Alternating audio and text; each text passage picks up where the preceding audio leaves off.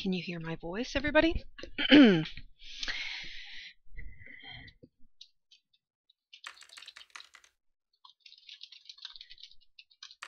Perfect. Okay. And I will be trying to type as we go through rough transcripts. It gets hard when I'm talking too, so if I talk, anything would be useful or helpful if others can actually add to that. So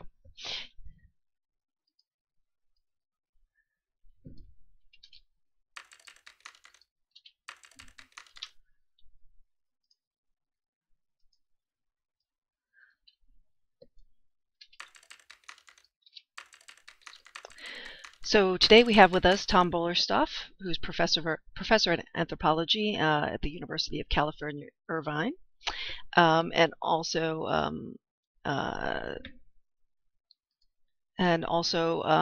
Donna Davis, who is of the and I'm going to put her URL in here.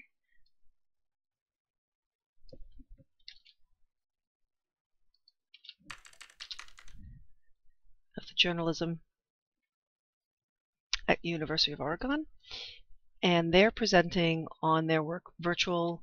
Here's this. They're presenting on their work, The Virtual World's Disability and New Cultures of the Embodied Self. And about 2 or 3 weeks ago, we had Draxter Dupre here, and he showed off the documentary. And this is the research that actually is sort of behind and part of that documentary. The research launched their community Ethnographia, for those who might have visited that. And it was funded by, and I'll put a little blurb in here too, and I'm sure they will tell us a lot more as we go.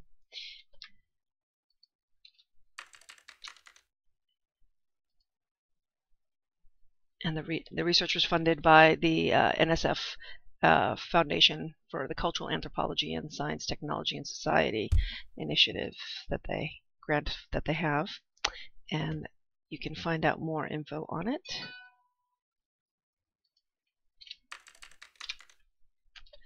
at digitalselves.com.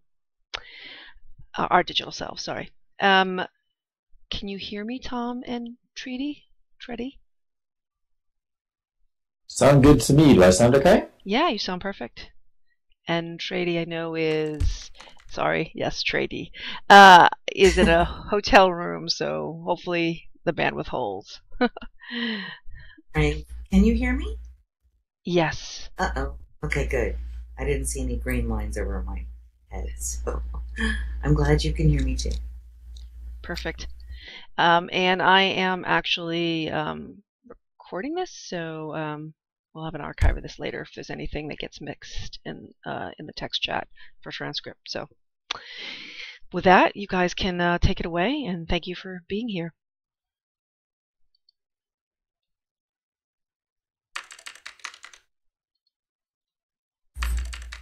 I'll let Tom start.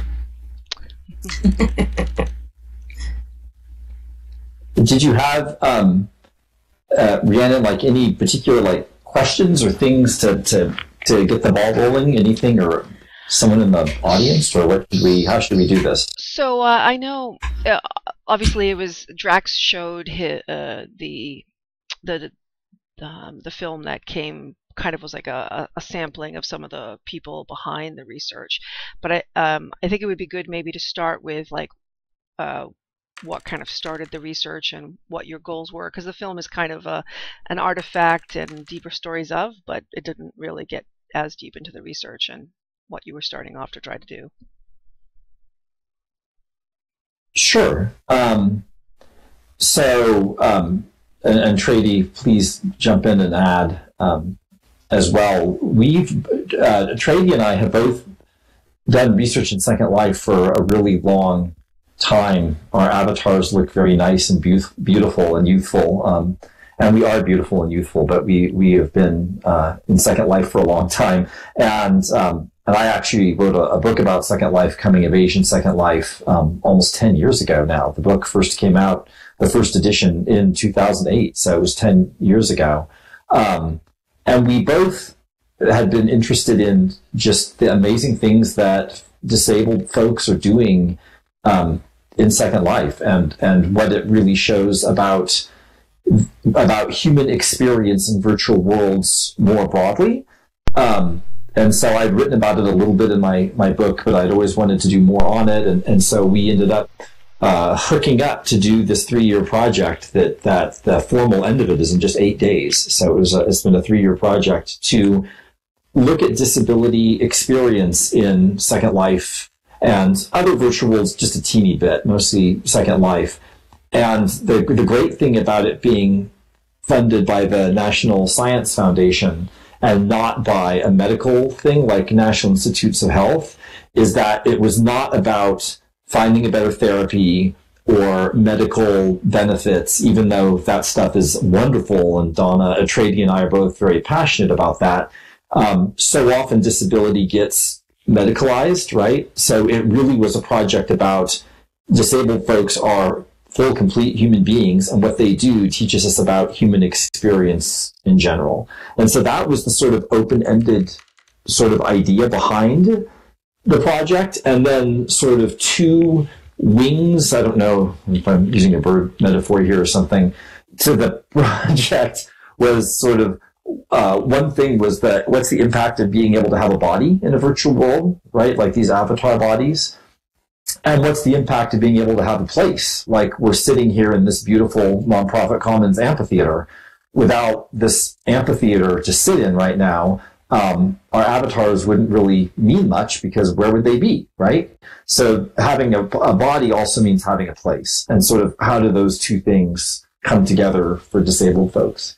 And it was because we were interested in what place might teach us that we were able to get a little money set aside to have two islands for 3 years for us to meet, but also to give parcels of land to folks to sort of do whatever they want.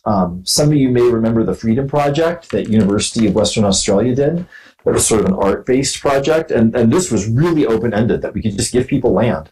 So some people made art, some people made a home, some people made an office, some people, they did all kinds of stuff. And Ladybug, actually, who's here in the room, just is the most recent addition right at the end of the project and did a really incredibly interesting build on the island. And so, I encourage you to, while the islands are still there, to go take a look at what people did. But from the beginning, the project was not just about those islands and not just about place stuff. So many people that we have been involved with don't have pieces of land on the island, and we didn't do research only on those islands. So that's just a little piece of the project. And so that's sort of what we've been doing, and we could both talk about the many, many things we've learned in the last 3 years. And then I guess just as a final point, and then Trady can chime in, the film, one cool thing about ethnographic research, right? I'm an anthropologist, and that's the kind of research I do, is that unlike some kinds of research, like a laboratory-based model, you can begin without knowing where you're going to end. You sort of want to begin without knowing where you're going to end, because then you get to listen to people and let them change what you're doing, right? So when we planned the project and got the funding, there was no dream of doing a film in association with it. And it just sort of happened along the way that Drax, who many of you know, got interested in the project, was going to do a 3-minute film that turned into a 5-minute, 10-minute, bigger and bigger. And we were able to actually re-budget a little bit of the grant money to support him to be able to fly and meet a couple of the folks in the physical world and make a much bigger film than he usually does. And the making of the film brought the community together in a really interesting way. Not everyone, but many members. And it leaves us with an interesting record of the project that will complement sort of the normal written kinds of stuff that will, overlaps with that in a really nice way and loops in other audiences. So that was unexpected joy that we were able to do, towards the end of the project that ended up being really fun. So it's been a really great experience. We really loved it, and I'd be happy to talk about, pieces of things that we learned or that surprised us or whatever. What have I forgotten, Trady? Well, I would just add, yeah. What I would add is that for this project, I'm in a school of journalism and communication. So I look at online communities, but again, through the ethnographic lens. And it was really wonderful to be able to work with Tom, who's an anthropologist. So we bring different perspectives to the study. And the work I've done since my dissertation work was really looking at how people are able to build social capital. And if you aren't familiar with social capital, people are usually familiar with fiscal capital, which is how much money do you have in the bank. Physical capital, like do you own a car or a home? And social capital is the benefit we gain through our relationships, through trust and reciprocity. And in a world where we have, it's amazing, you can live in a city of 500,000 or 1 million people and be very isolated and alone. But I've always been amazed at the strength of ties and relationships that are able to form in Second Life through the richness of the experience of our avatars, the identity we're able to create here, and the places we can experience together here. So I think one of the things that for me has been so profound is the community that has formed through this work and the relationships and friendships that have formed through this work that I think that probably everyone in this room would say, if you've been in Second Life for any amount of time, that some of your best friends in your life, whether it's in a physical world or a virtual world, are your friends in Second Life. So being able to have that social resource is so incredibly and profoundly important, especially for people. You don't have to live in a city of 1 million people and be isolated. For people with disabilities, isolation comes often as a result of their disability. And when you can open the door to social connection through your avatar, it's a really beautiful thing.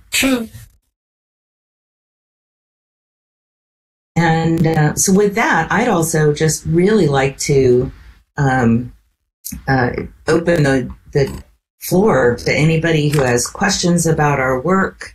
And I would also add that we had been working already for 4 years prior to this National Science Foundation grant. Tom and I had been working with Fran and Barbie from Creations for Parkinson's, and the work with the community of people with Parkinson's disease kind of led us on this journey to understand more broadly just how significant the experience is for people in virtual worlds. And we've been working with a support group in that community now for almost 8 years, I think. And again, that goes back to the element of social capital, where when we meet on Thursday mornings at 10 o'clock, it's a safe place where people can share their greatest joys, their greatest sorrows, their greatest fears, or just be able to say, how have you handled this medication? And find a group of people where you don't have to drive to get there. You don't have to get dressed to get there, unless you're particularly concerned about how your Abby is dressed. But find a community of support that is simply not available to most people in the physical world. So I always start with a shout out to Fran and Barbie for kind of starting us on this journey. And especially also to Gentle and Gentle Heron and the folks at Virtual Ability, who've really been incredibly supportive, and the work that Gentle does at Virtual Ability, and all of those of you here who are part of that community. I guess the only word I have to say is wow. It's really pretty wonderful. So thank you. And as I look around the room at the people from our community who are here, thank you for participating and allowing us to dig deep into your lives as well.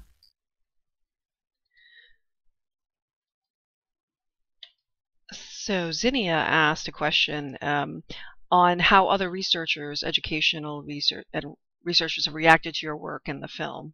Have you got any feedback on that?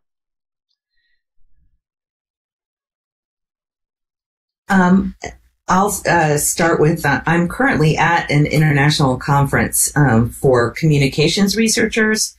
I'm having dinner this evening with two of the top communications professionals in disability communications this evening. And I've been very humbled and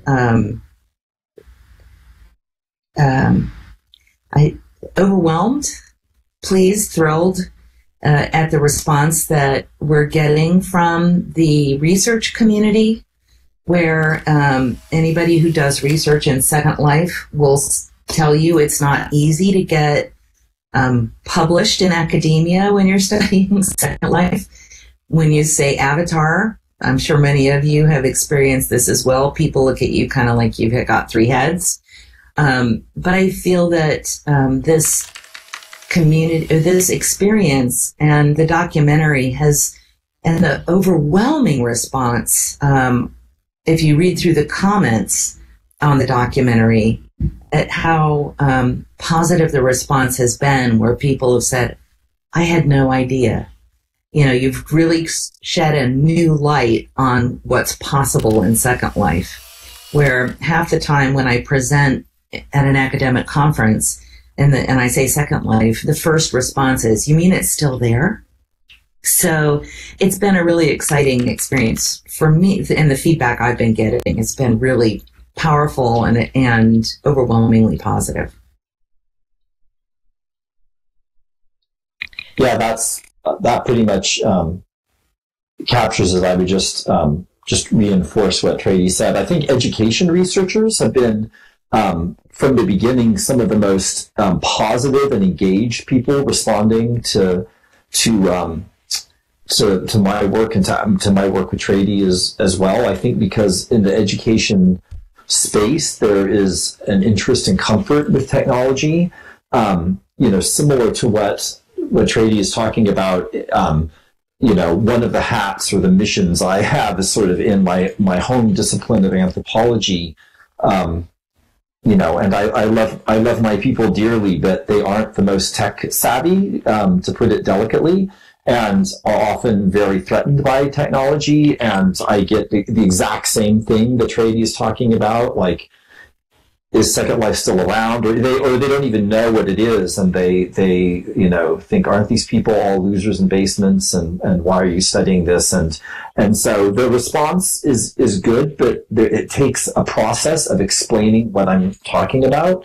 And the writing does that, but the film can also do that. So it's a constant struggle sometimes just to get people up to speed where they can see the cool stuff that's going on. And in my experience, the education research community is actually one of the easiest communities to reach because they have a healthy skepticism of technology. Educators know the danger of when people say, oh, an iPad is going to fix underperforming schools, but they're also accepting and interested in technology. So they have a good BS detector. I know I can't use naughty words because there's going to be a transcript of this. The educators have a good BS detector for technology, but they're also comfortable with it. And so I actually find that to be a very welcoming community that doesn't need as much explanation.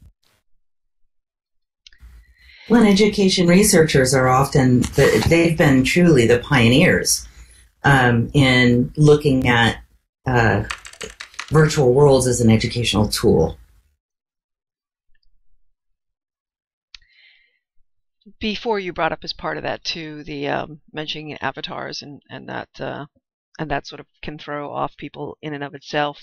It's interesting in that angle, just that the idea of the avatar as an embodiment and how that kind of reflects on the self, and that was evident in the film as well, where quite a few people that are part of the community, that their avatar really and some of them weren't human avatars, so the concept of a broader avatar meaning something personal to them and adapted over time. It'd be interesting to talk about some of that embodiment sort of topics that you kind of came across. Sure. Do you want to go first, Trady? Go ahead, Tom. I mean, the funny thing for me about this is that I have sort of moved away from embodiment. And I've gotten, it's not that I'm less interested in it, but that I've really come to think more and more about emplacement. That I totally agree and understand that embodiment is really important and the bodies that we have. But I've been reading lately a lot of ecology kind of work, and thinking about the relationship between bodies and environments, that bodies are always in an environment. This is something that architects and geographers also have written about in a really interesting way. And over again, even when we look at our interviews and the data that we have from the research, the places in Second Life are so important. I mean, just look at the birthday celebration that's going on right now, right? It's not just about getting avatars together. It was about building places and making a place for SL15B. And even though it's a temporary place, it's still a place. And I've really been thinking about that kind of ecology way of thinking, that places are always in environments. And for a lot of disabled folks, for instance, sort of building on something that Trady was saying, just to be clear, not all disabled folks have mobility issues. And some people who are disabled, who are very active in Second Life, do not have mobility issues. It's not just a replacement for not being able to drive, right? But that said, many disabled folks do have mobility issues. And for many people, that is an important part of what's happening.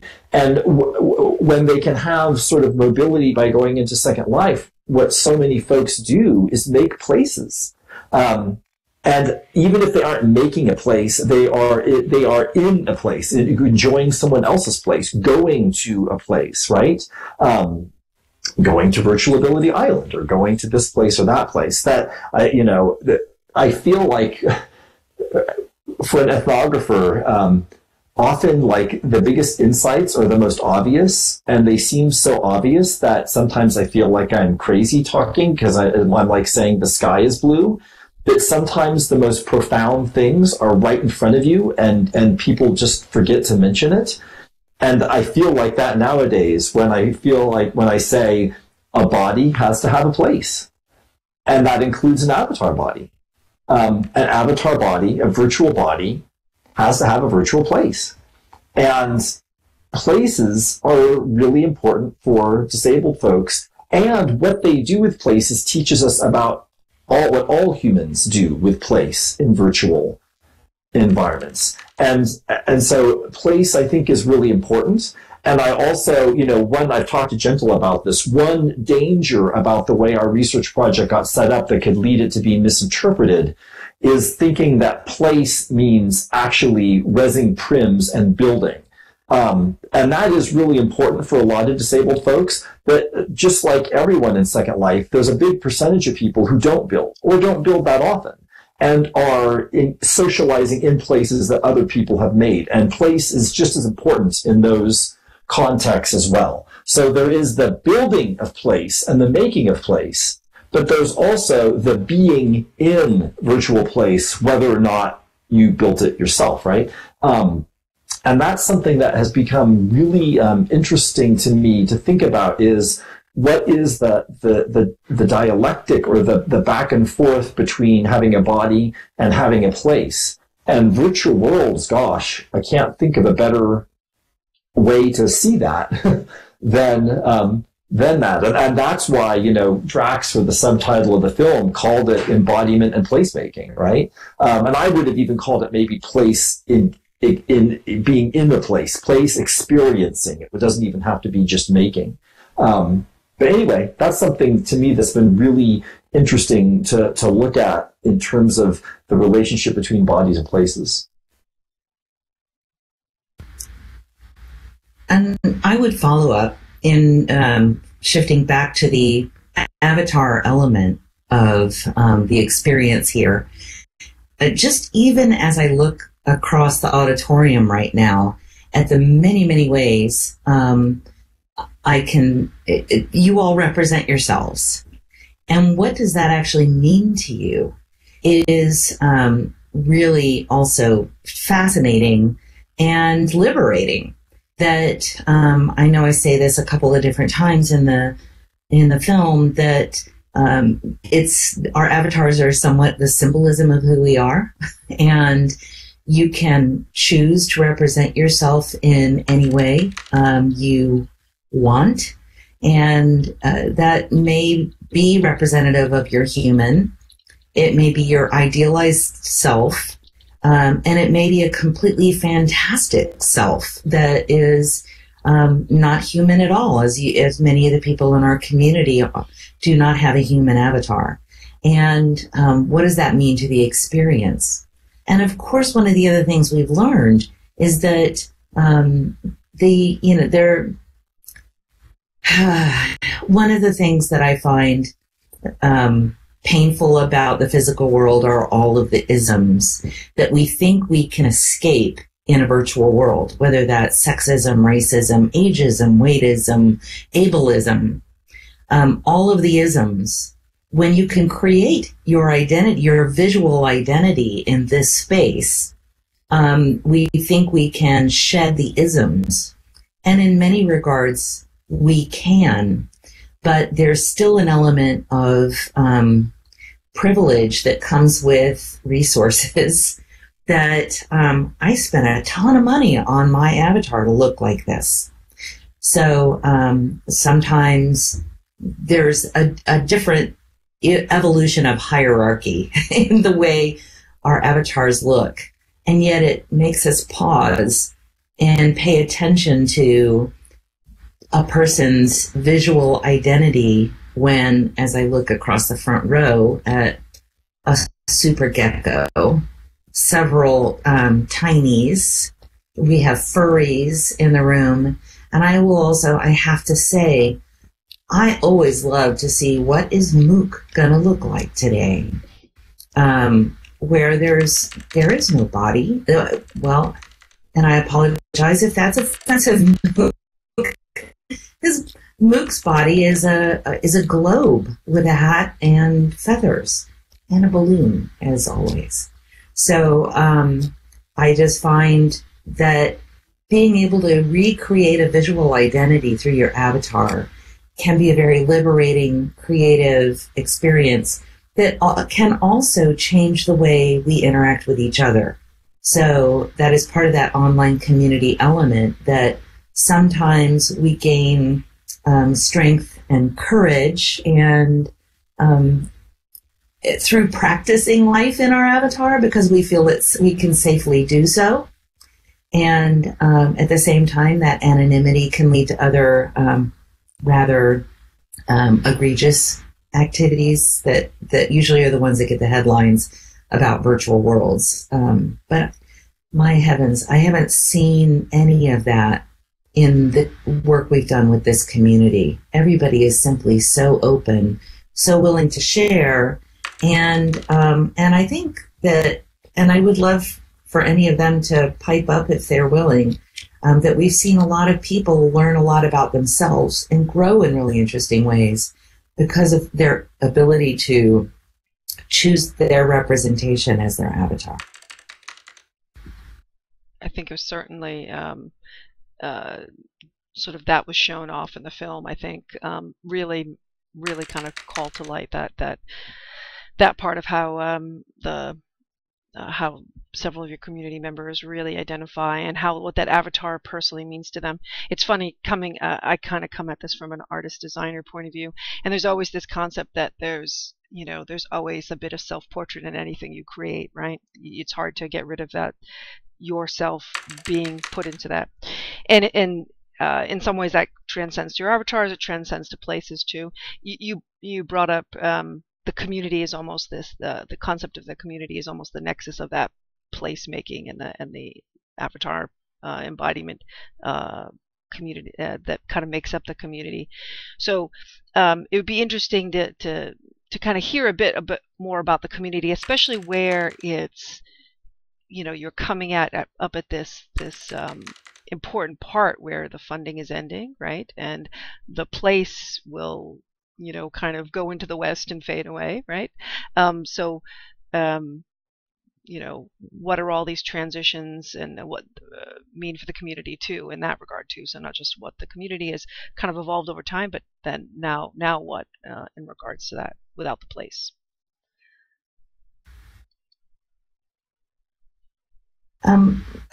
We've had a great deal of conversation with the community. As we did ramping up, as we are looking at the grant winding down. And I think that this community, there will always be some who might just show up for the gatherings and might not be really interested in the building side of it, or they didn't need that experience as much, but they were really there because they wanted the social connection. And we have others who really kind of, I'm going to steal Shyla's words, that Shyla said, my heart is in this land, which goes to Tom's point about place. And we're navigating, how does the community stay intact if the land is gone? And the University of Oregon will continue to have land in probably at Ethnographia. We'll keep that sim. And we're navigating, how can we continue to provide some place where we can continue to gather as a group of friends and virtual family, if you will. And because I don't think our community will go away when the place goes away. I think that there are many of us that will always look for each other when we log on. I think there are many of us who will always be friends, and you'll find them at Virtual Ability. There will be some that, it's a community that transcends space, just as they do when you find really vibrant online communities that aren't in virtual worlds but are in social media. I always say that Second Life is social media on steroids, because it gives us the opportunity to have a body and a place, unlike any other social medium. Something just to add a little, perspective. My original dissertation research is in Indonesia, on gay and lesbian Indonesians. I speak the Indonesian language fluently. I've written 2 books about it. I've been going there since 1992. I did fundraising that had helped to create a couple HIV/AIDS organizations there. Research. So ethnographic research projects often end up creating or shaping communities, not just studying them, because it's not a fly on the wall model, right? When you're participating and engaging, it can shape a community. And this happens all the time in ethnographic research. This is not unusual or unexpected. And it's happened with this project. And we wanted it to. We expected that it would. And it always happens when projects end, then what happens? And, I'm still in touch with my Indonesian friends 26 years later. I still write a little bit about Indonesia, but I haven't gone there for several years. That research has ended, but I still stay in touch, and the community continues on. With Second Life, in some ways it's easier because you can have a group in Second Life that doesn't have to be tied to land, right? So we can have a group that can do group chat and notices. And even during the 3 years of this project, we often would have meetings not on the Ethnographia Islands. And there's members of the Ethnographia group who don't have land on the island at all. So Cody, for instance, who is in the film and very prominent in the film, has no land on Ethnographia Island. But he's part of the community. And so, and there's some people who have land on the island who have not participated nearly as much. They've been busy with other things. So the land and the community are not the same thing. And, my point about place is not that without those islands, there's not a place for the community. It's that communities can move from place to place. And this community always has. Shyla has some amazing land. I mean, many of the people have all kinds of other land and plots around. So, and also Second Life as a community, people are more accustomed to land coming and going than in the physical world, where it's a big concern if an island disappears. The SL-15 birthday islands will be going away pretty soon, and people know that's happening. And so it's an adjustment, but it's a normal part of a research process. And I actually think there's all kinds of tools for making it easier in a place like Second Life than in physical world places for keeping communities going and keeping them strong. Because in a way, to say the community as like a single thing is also misleading, because it's an overlapping set of communities. There's the Parkinson's group, there's the Ethnographia Island group, there's, virtual ability and dreams, and there's so many disability related groups, and some people that we've been working with have been involved in multiple groups, some haven't. Like I said, some have had land on the islands, some have not. And I think that the community moving forward, there's all kinds of cool ways that can happen. And I had also mentioned that there is a sort of Ethnographia group that is also meets in Sansar. So it's actually not limited to Second Life. We originally wanted to do a lot more in High Fidelity and Sansar, but because they've been very delayed and very unfriendly to disability, we ended up doing very little there. But that's another set of venues where something might be happening.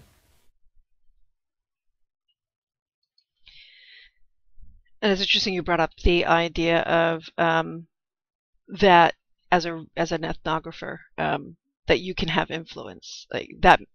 That ultimately puts in that you have a lot more responsibility than say a research that might be sort of much more kind of sort of removed from actually making any impact on the subjects. So I mean, it'd be interesting to hear a bit more about that too.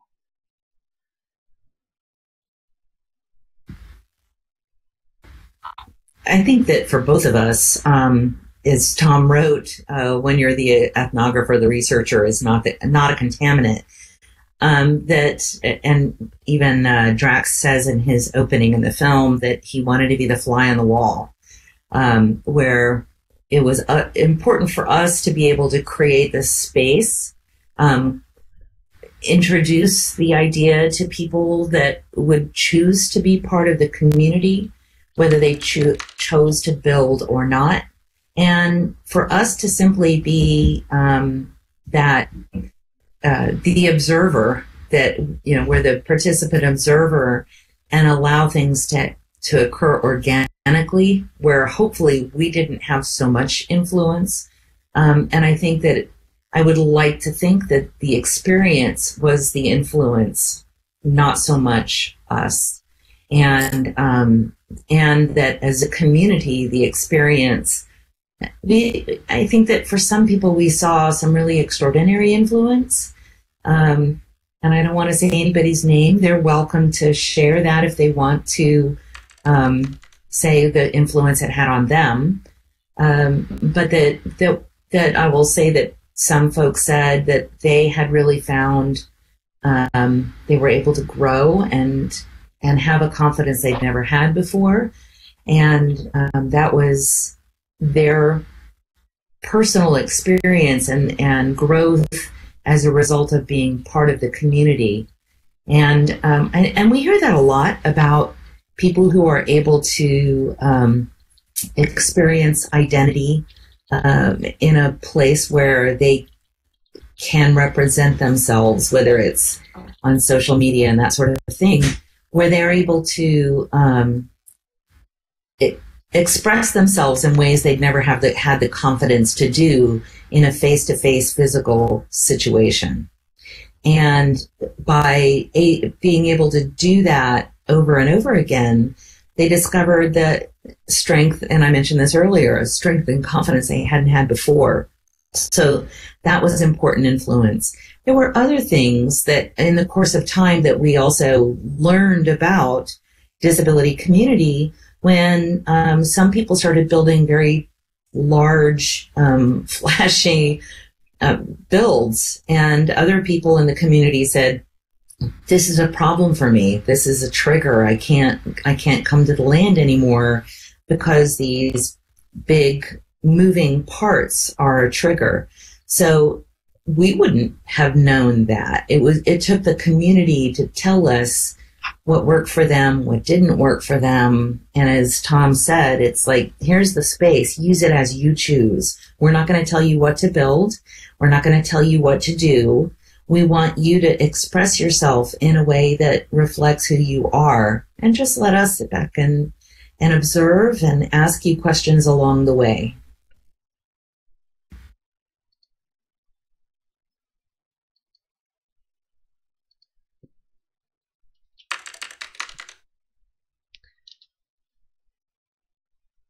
Buffy had asked earlier, when you were doing the research with the participants in the project, were there any surprises or unexpected information uncovered?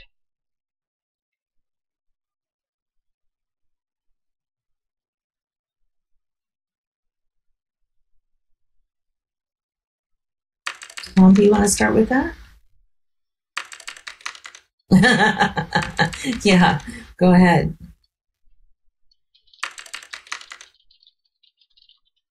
Oh gosh,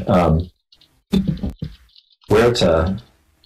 I'm trying to think of what's safe to share. No, but what to have as a gosh, that's a good. I mean, there's so many things. I mean, I guess one thing off the top of my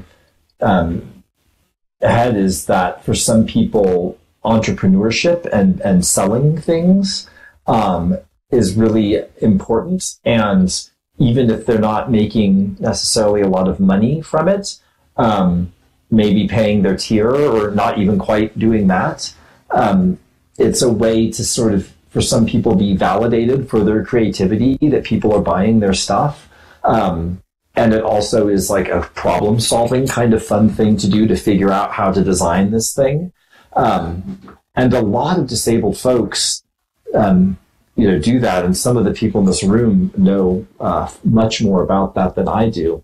But just from the talking to people, that was something that, once again, there's not a word of that in our grant proposal. But that showed up because Trady mentioned the phrase participant observation. And that's the sort of core method of ethnographic research. And it sounds like a paradox, right? How can you participate and observe? But it means that you're not a fly on the wall, that you're not a contaminant, that you're listening and participating in a community, and in some cases shaping and involve. There's ethical issues around that. In my Indonesia research, I helped design HIV/AIDS programs. I was trying to get gay men to wear condoms. I was trying to change the culture. Absolutely. With my colleagues in Indonesia, I haven't, done anything that sort of interventionist with my Second Life research, but ethnographers are not flies in the wall, and that being scientific and objective It does not mean taking yourself out, because a fly on the wall is actually not a human being. That's not scientific to say you're going to be a fly on the wall, because you are lying.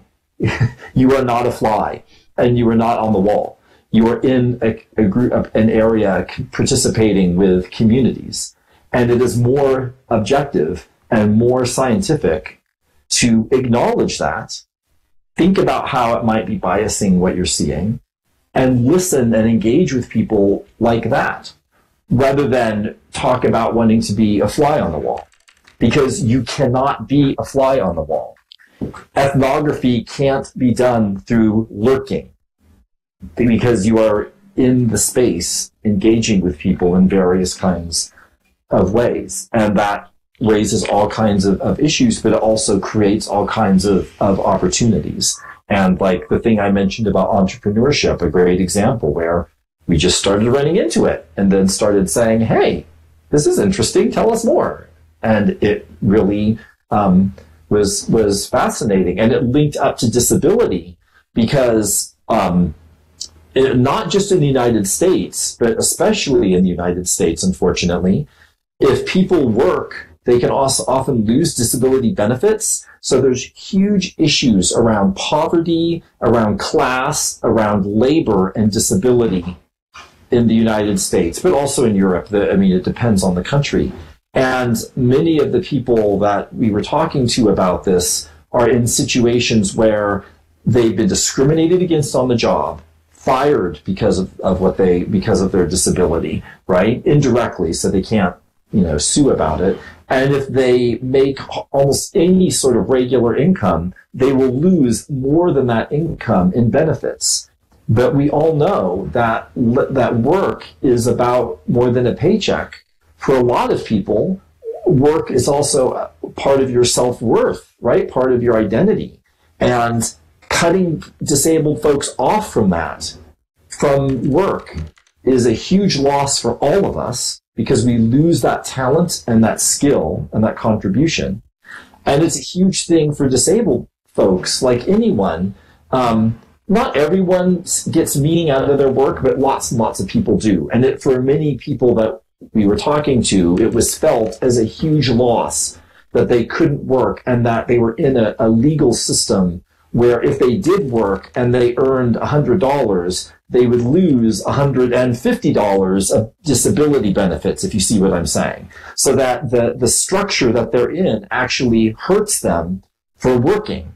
And in that context, the creative stuff they could do with entrepreneurship, and they are doing in Second Life, is just an incredibly interesting and creative response to that creates new, unexpected possibilities. And so there's an example of something really interesting that I for one, and Trey, I think I can say as well, we weren't expecting to find in the research.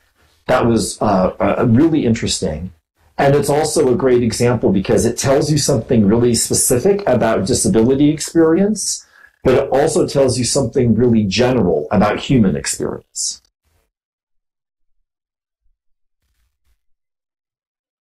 I would just add that I think some of the big aha moments were, for us, really understanding accessibility to the technology.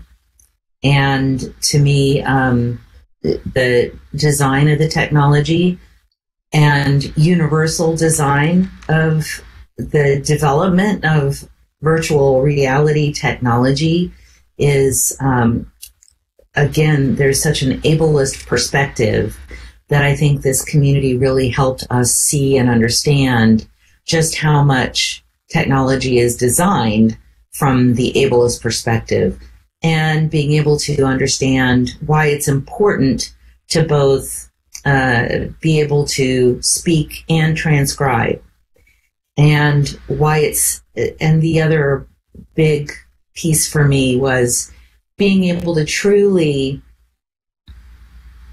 look at somebody without placing any sort of value judgment, but rather how often people are able to get to know each other. And this is one of the things that Tom mentions all the time that was also in his book, that we get to know each other from the inside out, and that we are able to really get to understand. One of those experiences was with Cody, when we were meeting with Philip Rosedale and at High Fidelity, and we were talking about the importance of text and speech. And while Cody is always going to make a joke, mentioned that that women want the girls want full sentences, and for him, speech is very difficult. And when he has to use speech in Second Life, because he has cerebral palsy, people who don't understand cerebral palsy think that he's intellectually challenged. And there is nothing about Cody that is intellectually challenged. When you get to know Cody, you get to understand just what a witty, charming, and intelligent young man he is. And it was really interesting to shed that skin, if you will, in a way that you learn about a human being and their capability, and that you define them by their capability as opposed to defining them by their disability. And that everybody brings a unique and beautiful capability to this world, and both virtually and physically. Those are some great sentiments too, and I think that should make everybody think about their own biases coming into interactions. So you had talked a bit, both of you talked a bit about the kind of end of a project on the land sort of way, but research-wise, like what comes next? Obviously, the film is out there now. I imagine there's the research that you've been releasing and writing up. What comes next, both for the rest of this research work and then next projects?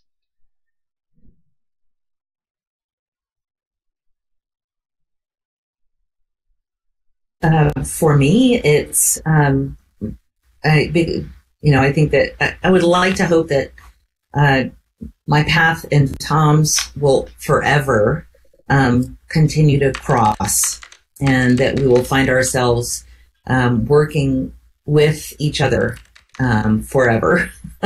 Sorry, Tom, it sounds like a sentence. But we are getting ready to build a VR lab in Portland, where I am at the University of Oregon. And I'm really, really excited with the interdisciplinary focus of the lab, where we can really start to tackle some of these big questions about lifestyle and community in a way that I hope to continue to be exciting and enlightening. For example, I'm working with a multimedia journalism student who is currently working with a young blind man to develop 360 audio, binaural audio, and creating a 360-degree virtual experience through what he sees through hearing, and looking at ways that we can bring that into a virtual world for experience, so that people can understand the experience of the deaf or the blind by, as they say, walking in these shoes. So binaural audio, 360 audio is just starting to make its way into the market, and understanding how we might be able to use that here to experience. We are able to experience 360 visually, but what would it mean to add the layer of 360 audio in audio?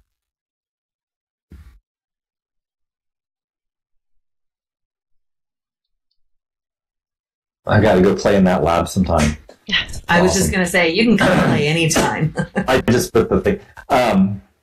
Well, it's, for me, one of the pleasures of aging as I age in my career is that you get, research projects layer on each other and they never completely go away, like what Trady was saying. I'm actually publishing an article about Indonesia in a couple months, and that work was in sexuality studies, queer studies. And this current project has nothing to do directly with queer studies, but that way of thinking shapes me. It shapes how I think, it shapes what I do, and that makes me very happy that I can build on that. And sort of what I was saying before is that I will never leave disability, in the sense that way of thinking and paying attention to disability, just like sexuality, is a way to keep the full range of human experience in mind, and also a wonderful toolkit of ideas and concepts and approaches. And Trady and I will be continuing with, the film is just starting to circulate, right? All of these other things will still be happening in the next, months and years as that continues. And then I have 2 new research projects that I'm going to try to really get moving in the next year that will probably occupy me for the next 5 years, probably. One, which I hope to finish actually this year, is a book I'm doing with a colleague of mine at Irvine, which is my sort of naughty book, because it's like I'm being a historian, not an anthropologist, so it's totally fun. I love historians. So we're doing a book called Intelligent Visions, which is about the Intellivision video game system. And so it's what's called a platform studies research, looking at how a platform shapes culture, basically. And so the Intellivision was, with Atari, one of the most important video game systems of the 1980s. I grew up playing it. We're actually meeting with some of the original programmers for Intellivision, but also looking at a lot of old documents about that time and sort of looking at its influence. It actually has shaped the ways that we think about like artificial intelligence, because of the way it foregrounded intelligence. And we have several Intellivisions now that we've gotten them through eBay. And part of what we're going to be doing this fall is having some of our undergraduates play them to use their, 2018, 19-year-old game literacy skills. Like, some of these are like professional gamers, and use their knowledge about gaming to see what they see about how these video games from the 1980s worked. So that's going to be a really fun project. And for me, part of the reason for that is when we talk about technology, the technology industry is really bad about history. It's always like, what's the next iPhone? What's the next thing? Throw away the old thing. But history influences us, obviously. And so I like to think about history when I think about technology. And so that is going to be fun.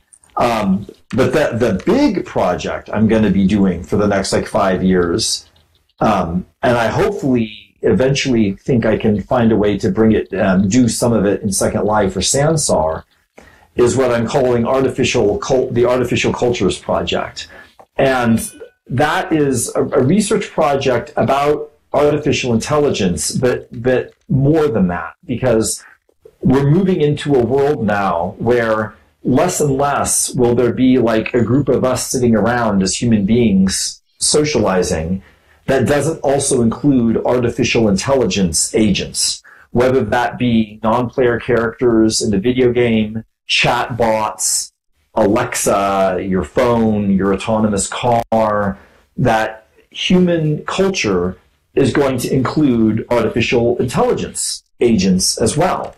And that's going to change what culture means, what society means, when we have these things mixed together, where some of these artificial intelligences are going to become ethical agents, right? Where an autonomous car might have to decide who it's going to hit in an accident, or 2 cars might have to figure out which passenger is more late to work, right? That they will have ethical decisions. And so I want to do a set of research projects looking at the engagement of humans and artificial intelligences online and offline, building on traditions in anthropology that, for instance, anthropologists for 100 years have been looking at how human culture includes cats and dogs and cows and mushrooms and what's called multi-species ethnography.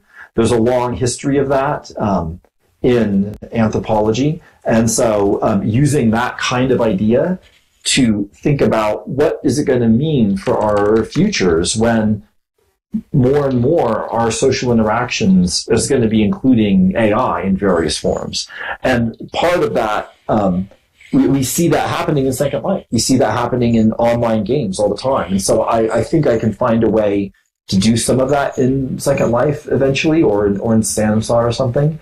But yeah, so that will be another interesting project. But just like my Indonesia research still influences me, this experience doing this disability research will continue to influence me as well. And a lot of that AI stuff sometimes is around assistance for disability. So obviously you could see ways that those things could hook up. So I don't really know where it's going to go, right? I'm sort of at that transition space, but it will be fun, and I'll keep people posted. And yeah. So those are my next few things I'm going to be doing. Which reminds me, what a space cadet I can be. I'm also working on a project on the promise and peril of digital social capital, and looking at the ethics of relationships in the virtual world. So, what should we be talking about and thinking about as these technologies get even more real? And there's some really exciting I keep saying, don't throw the baby out with the bathwater, but at the same time, some of them need to come with a Surgeon General's warning. So I'm going to be digging into that when I'm not building labs. Fantastic. Yeah, this all sounds like great future research for, and as you said, the kind of, even if the research doesn't build on it, the lessons and the lens of thinking about things does build on it. So I want to thank you both for presenting here today, and sharing a bit more deeper about the thoughts and the research behind the film. For folks who haven't seen it, obviously you can go to our digital selves to find out more about the research in general, and then at our digital selves /documentary is the film itself. So make sure to watch that. I think if you didn't get to see it last time when Drax was here, I think that'll give you an even a nice insight onto what both Donna and Tom have been talking about today. So again, thank you, both of you. Thank you. And we can kind of hop to an open mic. We'll swap back to text for the rest of it, and for everybody who will be leaving soon, have a great weekend. And again, thank you, Trady. Thank you, Tom. My pleasure. And unfortunately, I need to head directly out, as I am at this conference and have an appointment in 10 minutes. So I've got to jump and run. Thank you for having us. Thanks, Tom.